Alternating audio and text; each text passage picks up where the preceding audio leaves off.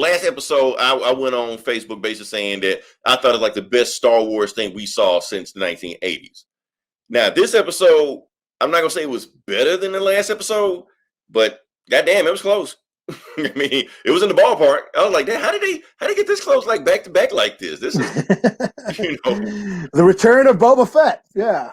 Yeah, I would expect it the return of Boba Fett. And the thing is, like I said, I only know Boba Fett from the movies. So I thought Boba Fett was kind of like this pussy that y'all kept hyping up.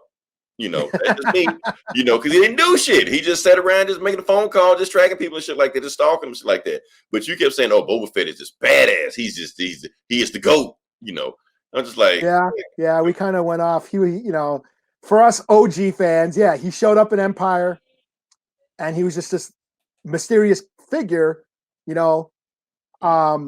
capturing Han Solo, and then you don't hear much about him. And then, of course, because this was back in the 80s, we didn't have Netflix or Disney Plus. We couldn't stream these things. We had to wait 3 years to find out what happens. So in between those 3 years, we all played with our toys, played with our Boba Fett figures. Imagination just going. Built him up to be the baddest of all asses that ever was.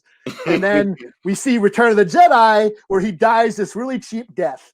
Eaten by a space vagina. Basically, it's basically like a Bugs Bunny cartoon. He gets, blind Han Solo, hits a button, sends him flying off. It's a very stupid, cheap death.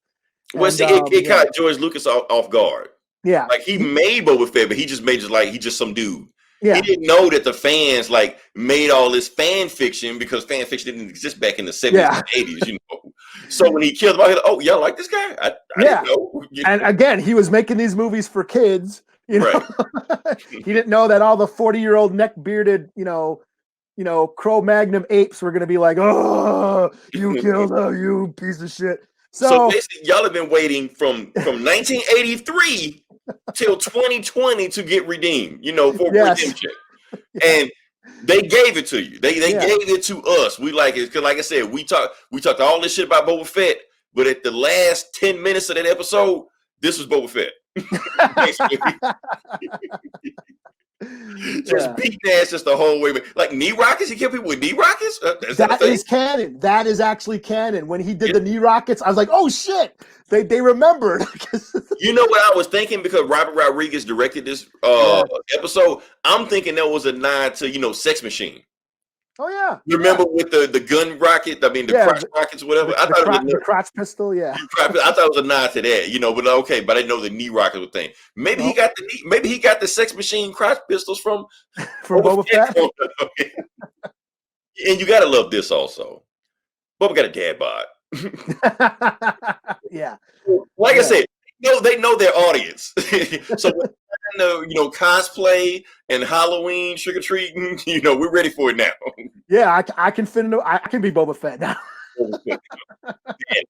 So we got Thor on one end, Fat Thor on one end, we got Boba Fett on the other end. So there you go.